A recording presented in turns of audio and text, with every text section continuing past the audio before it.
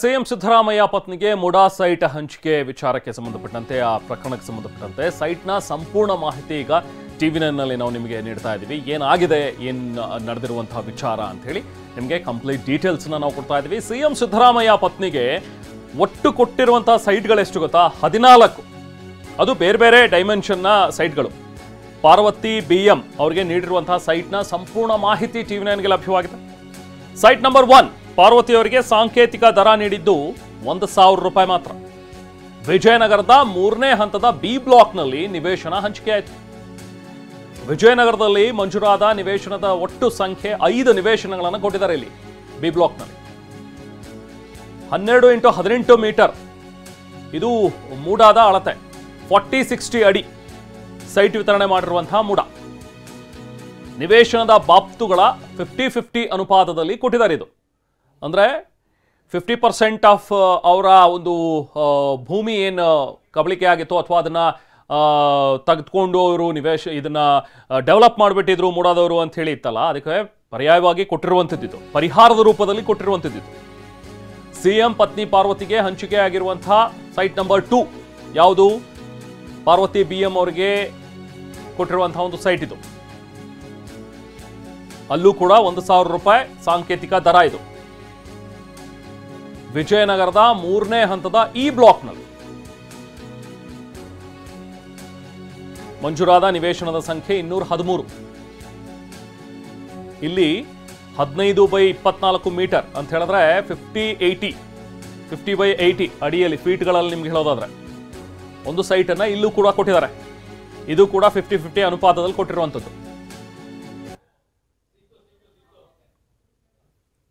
ಒಟ್ಟು 14 ಸೈಟ್ಗಳನ್ನು ಮಂಜೂರು ಮಾಡಲಾಗಿದೆ ಇದೇ ವಿಜಯನಗರದ 2ನೇ ಹಂತದಲ್ಲಿ.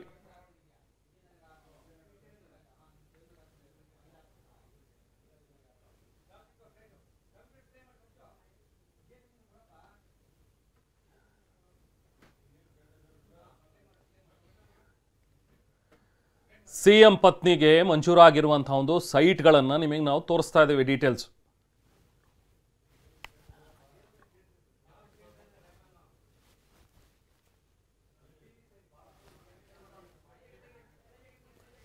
ನೋಡಿ, ಇಲ್ಲಿ ವಿಜಯನಗರದ 3ನೇ ಹಂತದ B ಬ್ಲಾಕ್ನಲ್ಲಿ ಸೈಟ್ ಹಂಚಿಕೆ ಆಗಿರೋದು. ಈ B ಬ್ಲಾಕ್ನಲ್ಲಿ 60x40 ಅಳತೆಯ ಒಂದು ಸೈಟ್ ಇಲ್ಲಿ ನಿವೇಶನ ಮಂಜೂರಾಗುತ್ತೆ. B ಬ್ಲಾಕ್ನಲ್ಲಿ ಒಂದು ಸೈಟ್ ಕೊಡ್ತಾರೆ. ನೆಕ್ಸ್ಟ್ C ಬ್ಲಾಕ್ನಲ್ಲಿ ವಿಜಯನಗರದ 3ನೇ ಹಂತ ಅದೇ C ಬ್ಲಾಕ್ನಲ್ಲಿ ಒಟ್ಟು ಸೈಟ್ಗಳು ಕೊಟ್ಟಿರುವಂಥದ್ದು 1. ಅಲ್ಲೂ ಕೂಡ ಒಂದು ಸೈಟ್ 60-40 ಅಳತೆಯ ಒಂದು ಸೈಟನ್ನು ಮಂಜೂರು ಮಾಡ್ತಾರೆ. ಇದು C ಬ್ಲಾಕ್. ಅದೇ ರೀತಿ ನೆಕ್ಸ್ಟ್ D ಬ್ಲಾಕ್ನಲ್ಲೂ ಕೂಡ ಸೈಟ್ ಹಂಚಿಕೆ ಆಗುತ್ತೆ.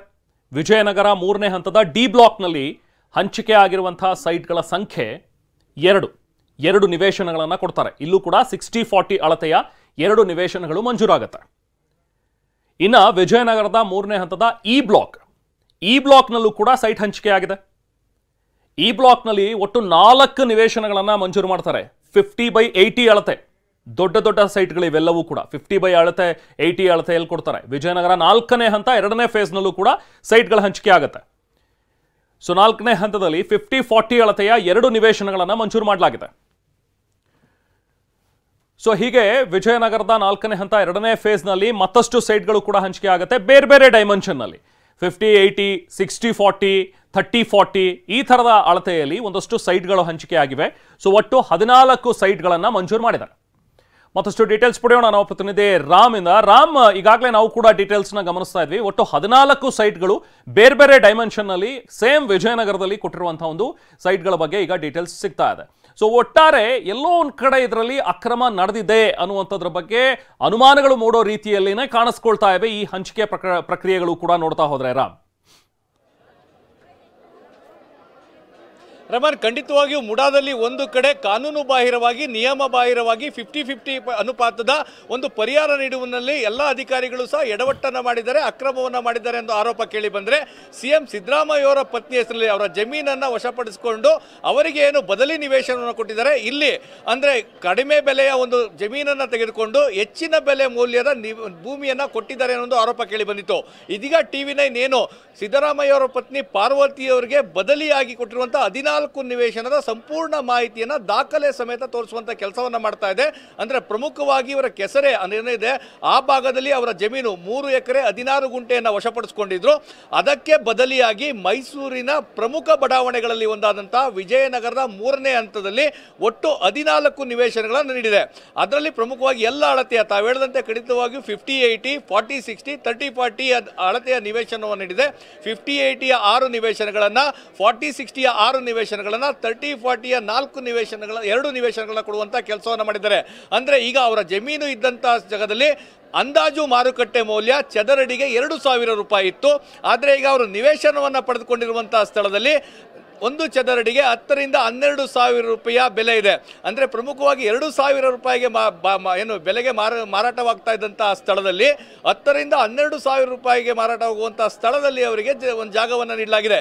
ಇದು ಈಗ ಎಲ್ಲರ ಒಂದು ಚರ್ಚೆಗೆ ಕಾರಣವಾಗಿರುವಂಥದ್ದು. ಅಂದರೆ ಎಲ್ಲೋ ಒಂದು ಕಡೆ ತಮ್ಮ ಪ್ರಭಾವವನ್ನು ಬಳಸಿ ಕಡಿಮೆ ಮೌಲ್ಯದ ಜಮೀನಿದ್ದಂತಹ ಸ್ಥಳವನ್ನು ಮುಡಾದವರು ತೆಗೆದುಕೊಂಡ ನಂತರ ಅದಕ್ಕಿಂತ ದುಪ್ಪಟ್ಟಲ್ಲ 10 ರಿಂದ 12 ಪಟ್ಟು ಹೆಚ್ಚು ಮೌಲ್ಯ ಇರುವಂತಹ ಸ್ಥಳದಲ್ಲಿ ಮುಖ್ಯಮಂತ್ರಿಗಳ ಪತ್ನಿಯವರು ಒಂದು ನಿವೇಶನವನ್ನು ಪಡೆದುಕೊಂಡ್ರ ಅನ್ನೋ ಒಂದು ಚರ್ಚೆ ಈಗ ಎಲ್ಲ ಕಡೆ ನಡೀತಾ ಇದೆ. ಹೀಗಾಗಿಯೇ ಈ ಒಂದು ಏನು ವಿಜಯನಗರದ 3ನೇ ಹಂತದ ಬಡಾವಣೆ ಇದೆ, ಒಂದು ಪ್ರತಿಷ್ಠಿತ ಬಡಾವಣೆ ಇದೆ. ಆ ಬಡಾವಣೆಯಲ್ಲಿ ಪಡೆದುಕೊಂಡಿರುವಂತಹ 14 ನಿವೇಶನಗಳನ್ನ ಒಂದೊಂದು ನಿವೇಶನಕ್ಕೆ 1,000 ರೂಪಾಯಿಯನ್ನ ಮುಡಾಗೆ ಪಾವತಿಯನ್ನ ಮಾಡಿ ತಮ್ಮ ಜಮೀನನ್ನು ಕಳ್ಕೊಂಡಿದ್ರು. ಅದಕ್ಕೆ ಬದಲಿಯಾಗಿ ನಿವೇಶನವನ್ನು ಪಡ್ಕೊಂಡಿದ್ದಾರೆ. Rehman. Okay, thank you Ram.